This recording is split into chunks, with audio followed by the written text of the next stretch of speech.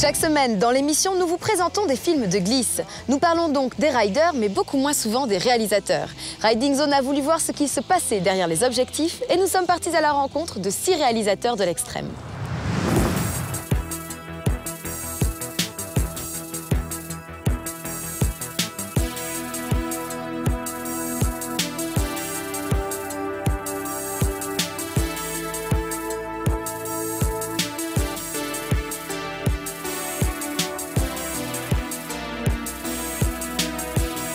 Ce qui me fait vibrer dans le fait de réaliser des films extrêmes, c'est qu'on gagne énormément de pognon. C'est ça le truc qui est vraiment génial dans la glisse, c'est que les dollars pleuvent.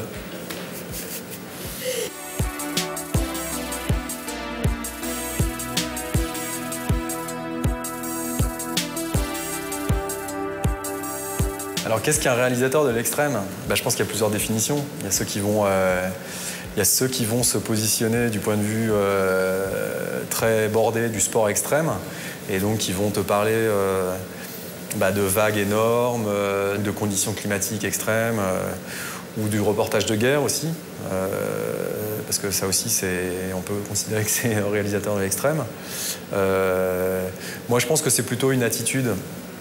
Je pense que pour être un réalisateur de l'extrême, il faut être passionné. Mais je pense que pour être réalisateur tout court, il faut être passionné.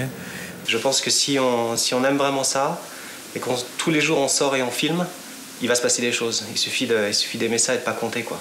En fait, j'ai l'impression de partager avec le rider une certaine angoisse, une certaine pression qui rajoute au fait juste du cadre esthétique, de la belle image.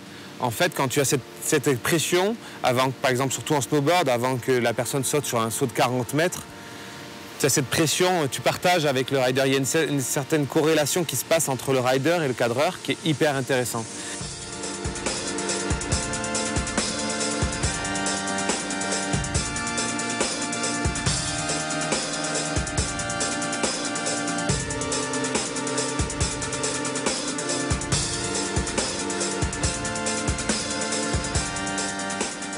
Les difficultés de tournage, elles sont de tout ordre, à commencer par la météo. Il nous faut de la neige régulièrement pour avoir de la poudreuse, pas juste en début de saison. Il nous faut avoir les bonnes personnes au bon moment. Sinon, on a la fâcheuse habitude de se compliquer la vie parce qu'on refuse toute trace à l'écran. Donc il faut qu'on puisse faire rêver les personnes en disant voilà, on va filmer un virage là, il ne faut pas qu'il y ait 14 traces derrière. Donc il faut toujours chercher des pentes vierges, ce qui n'est pas évident. Et il faut que la lumière soit jolie.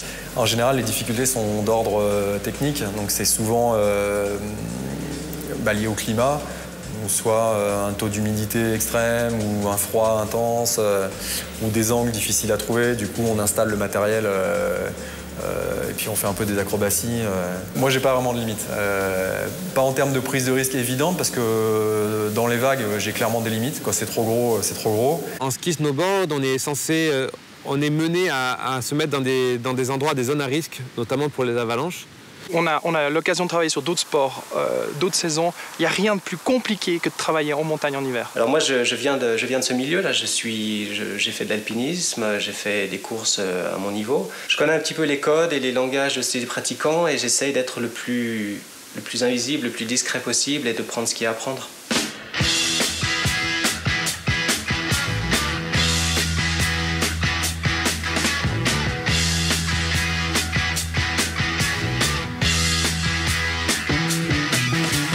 Get your motor running, head out on the highway, looking for adventure, and whatever comes our way.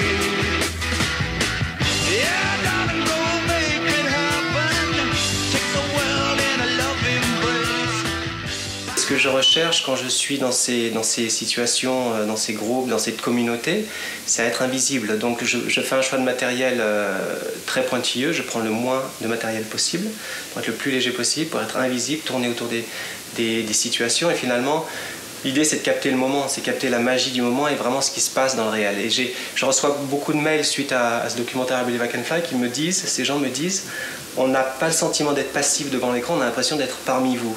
Et c'est ça qui est intéressant, c'est que la caméra devient les yeux de quelqu'un quelque part. Donc il y a des défauts, il y a des bougées, il y a des tremblements, il y a du décadrage peut-être, et il y a aussi certainement des défauts sonores. Mais finalement, ça donne de la vie à l'image, il y a un côté authentique qui est intéressant. J'aime toutes les caméras. Je suis moins fan des appareils photo, des boîtiers photo pour filmer, parce que ça fait des très belles images, mais on n'a pas la prise en main qui me plaît. Mais là, actuellement, je suis un fan des pellicules. J'adore bosser en pellicule pour le style, pour toute l'application qui va derrière, la réflexion qu'on est obligé d'avoir pour faire une bonne image pellicule. Mais voilà, après, moi, il n'y a pas de science. Je pense que chaque tournage, chaque style de tournage a son outil de prédilection, et puis on essaie de s'adapter, clairement. Les caméras embarquées, je ne suis pas réellement fan de ce type parce que souvent la qualité est moindre, c'est beaucoup de déchets, beaucoup d'heures de film pour pas souvent grand-chose de rendu. Donc moi, je n'utilise pas trop ça. Je trouve que c'est un peu trop un effet de mode et il y a un peu trop d'abus là-dessus. Donc ouais, j'utilise une cam embarquée quand vraiment ça sert l'écriture et ça sert le message que je veux faire passer à travers les images, mais c'est pas du tout un passage obligé pour moi, quoi. J'ai toujours filmé sur des boîtiers DSLR, donc des Canon 5D Mark II ou 7D. La raison pour laquelle ça m'intéresse, c'est qu'on a un rendu cinématographique avec des capteurs plein format qui ont une profondeur de champ très réduite. Donc ça amène, on peut conduire le regard du spectateur sur ce qu'on veut faire voir, c'est-à-dire qu'on peut passer d'un regard à un objet en macro, etc. Et cette profondeur de champ réduite, qui sont des codes de cinéma finalement, pour moi sont très intéressantes. Ça m'amène une dimension émotionnelle que je recherche. Et après c'est un côté pratique aussi, parce que je vais en montagne avec eux, je cours, je suis dans l'accordéon en cascade de glace et j'ai besoin de quelque chose de très compact et de très léger. Donc pour moi c'est une solution qui est intéressante. Ce que je dis souvent c'est light is right, plus léger, mieux c'est quoi. On doit être tellement rapide, bouger tellement vite. On a la lumière sur cet endroit pendant 10 minutes, après on a la lumière encore 1 heure à tel endroit. Donc on arrive, on avait prévu de faire ça, puis finalement pas du tout, il n'y a plus de lumière, il faut aller de l'autre côté. Donc il faut être hyper flexible. Et moi je crois que 90% c'est de l'improvisation. Donc on est sans cesse obligé de s'adapter à l'environnement et non l'inverse. On ne crée pas l'environnement pour faire la belle image. Donc c'est un exercice qui est difficile mais à la fois passionnant et à la fois très formateur. Parce qu'on est sans cesse obligé de se remettre en question, sans cesse obligé d'évoluer, de réfléchir.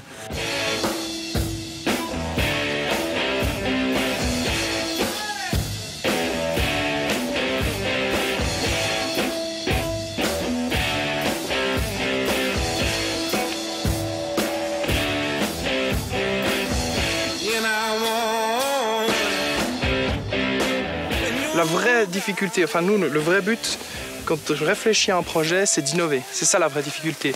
C'est d'arriver à innover dans ce monde de la glisse et faire chaque année avoir une nouvelle idée, un nouveau concept, une nouvelle mise en scène, des images de nuit ou des images de couleur ou des images noir-blanc. Fondamentalement, il faut qu'on arrive à montrer notre sport à un public de plus en plus large. Donc il faut l'intéresser, il faut le capter avec une prise de vue, avec un montage hyper dynamique. On ne va jamais utiliser 2 axes de caméra l'un après l'autre. On va mixer ces 2 axes de caméra. Les gens maintenant qui regardent Internet, ils ont tellement l'habitude d'avoir des images, les gens de 25 ans, qu'ils ont une acuité visuelle qui fait qu'ils savent quand on leur ment ou pas. C'est-à-dire que c'est pas la peine de mettre en scène un départ de base jump parce que la personne elle est tellement dans son monde, elle est tellement concentrée. À la limite, je me sentirais très mal à l'aise de lui dire attends, tu peux tourner un petit peu là comme ça. C'est pas possible ça. Tu vois, il y a un rapport au risque qui fait que tu peux pas intervenir. Parce que finalement, si on veut vraiment retranscrire quelque chose de vrai, on peut pas l'écrire. On peut pas le jouer. Il vaut mieux mettre tous les facteurs pour que ça se passe bien et nous être le plus discret et pouvoir saisir ce moment.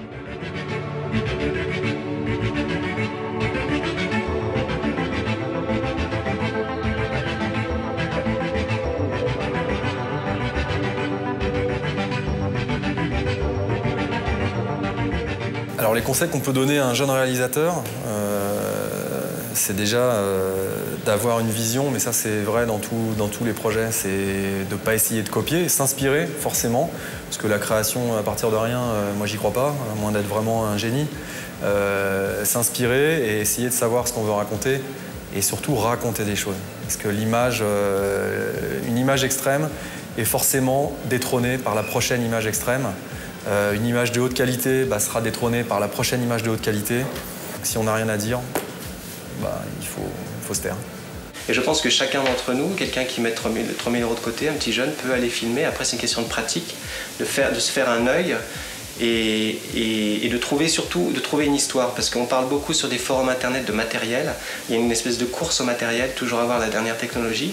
Ça peut coûter très cher, toutes ces Red, Scarlett, Epic et autres, c'est du très bon matériel, mais je pense que rien ne remplacera jamais l'histoire que vous choisissez. C'est-à-dire que trouver la bonne histoire, c'est vraiment pas évident, et c'est là le point de départ à mon avis, c'est pas le matériel, quoi. Quel profil il faut avoir pour être un réalisateur de l'extrême? Il faut être obstiné, il faut être passionné, il faut pas compter ses heures, il faut être en bonne santé et il faut avoir des bons amis parce qu'on fait jamais rien tout seul.